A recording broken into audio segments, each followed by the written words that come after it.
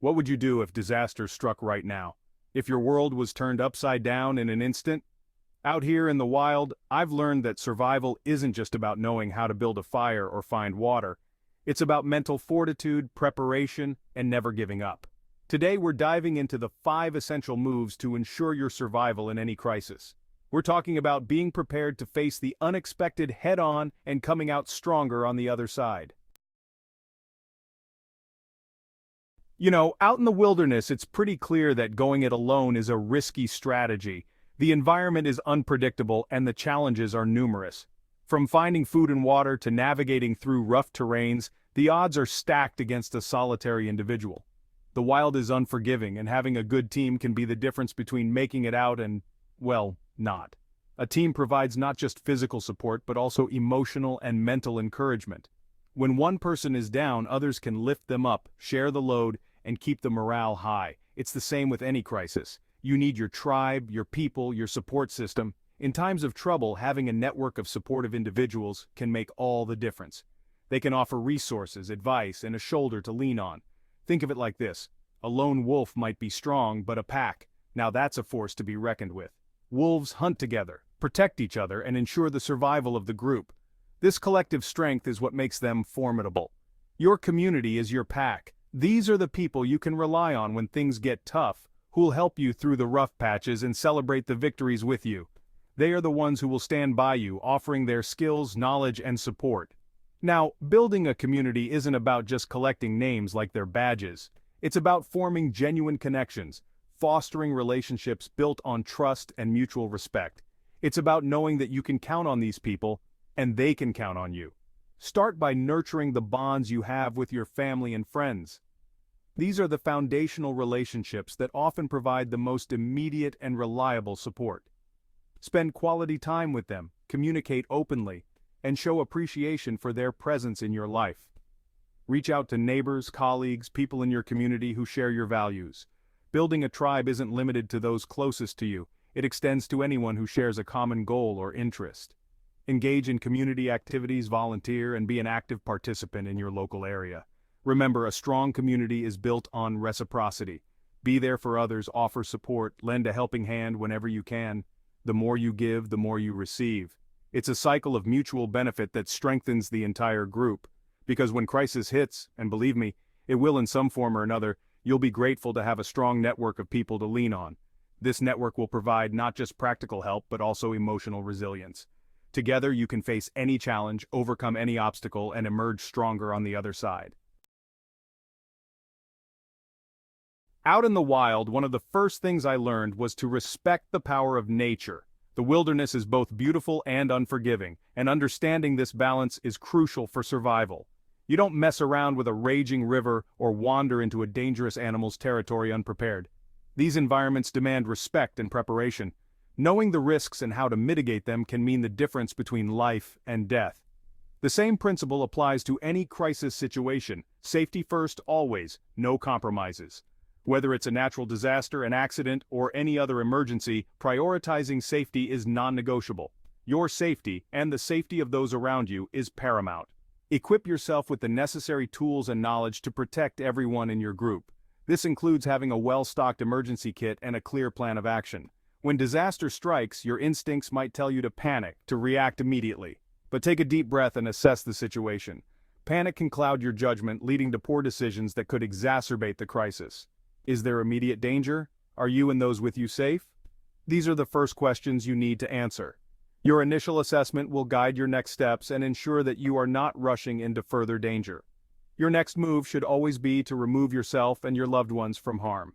This might mean evacuating the area or finding a temporary safe spot until help arrives.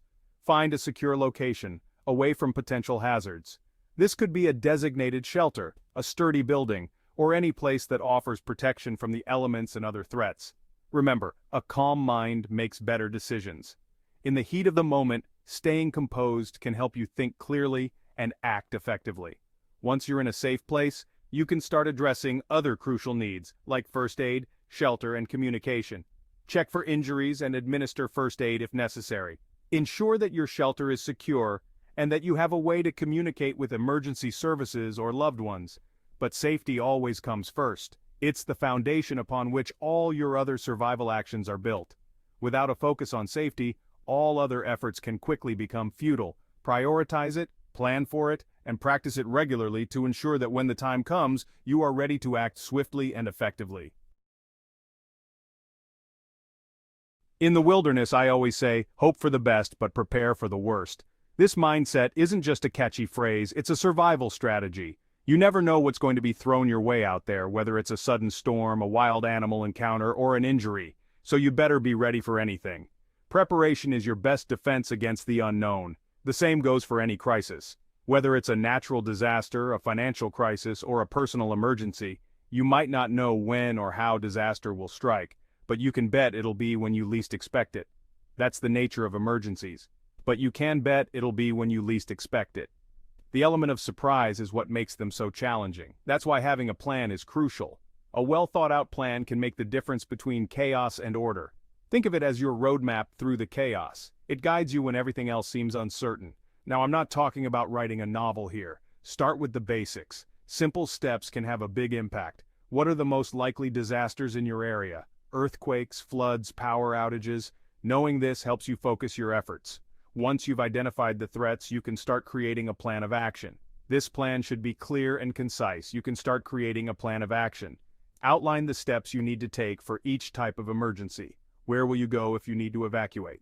Identify safe locations and multiple routes to get there. What's your communication plan with family members? Make sure everyone knows how to reach each other. Where are your essential supplies? Stockpile items like food, water, and medical supplies. These are questions you need to answer now, not in the heat of the moment. Being proactive can save lives, not in the heat of the moment. When a crisis hits, you won't have time to think. You'll need to act, and don't forget to practice. Regular drills can help you and your family stay sharp. Just like any skill, your crisis preparedness needs to be honed. Practice makes perfect. Run through different scenarios with your family. Simulate various emergencies to see how well your plan holds up. Make sure everyone knows what to do and where to go. Trust me, when the unexpected hits, you'll be grateful you did. Coordination and teamwork are key. You'll be grateful you did. Being prepared isn't just about having supplies, it's about having a strategy and the confidence to execute it. Panic is a survival killer. It clouds judgment, leads to rash decisions, and saps your precious energy. Out in the wild, if you encounter a dangerous animal, panicking could be the difference between life and death. You need to stay calm, assess the situation, and act decisively. The same goes for any crisis. When disaster strikes, your heart might race, your mind might spin. That's natural, but you can't let fear take control. Take a deep breath, count to 10, do whatever it takes to regain your composure.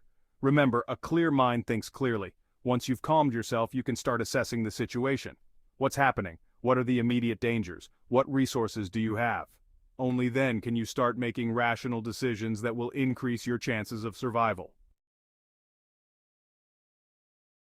Out in the wilderness, every resource counts. A source of fresh water, a dry shelter, even a simple fire starter can mean the difference between thriving and just surviving. In a crisis, your ability to identify, gather, and manage your resources can be the key to getting through it. Start by taking stock of what you have. Food, water, shelter, first aid, tools, communication devices. These are your lifelines. How much do you have? How long will it last? Can you ration it? These are crucial questions to ask. Next, think about potential resources in your surroundings. Can you purify water? Are there edible plants or materials for shelter nearby? Are there people around who can help?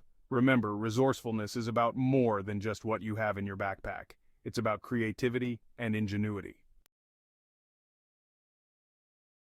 Remember, survival isn't about luck. It's about preparation, resilience, and never giving up. By building your community, prioritizing safety, planning ahead, staying calm, and managing your resources, you'll be ready to face any challenge that comes your way. Don't wait for disaster to strike before you start preparing. Take action now, build your resilience, and equip yourself with the knowledge and skills to navigate any crisis. If you found this video helpful, hit that subscribe button for more essential survival and preparedness tips. And don't forget to share your thoughts, experiences, and additional tips in the comments below. Your knowledge could help someone else in need. Stay safe out there and remember, you're stronger than you think.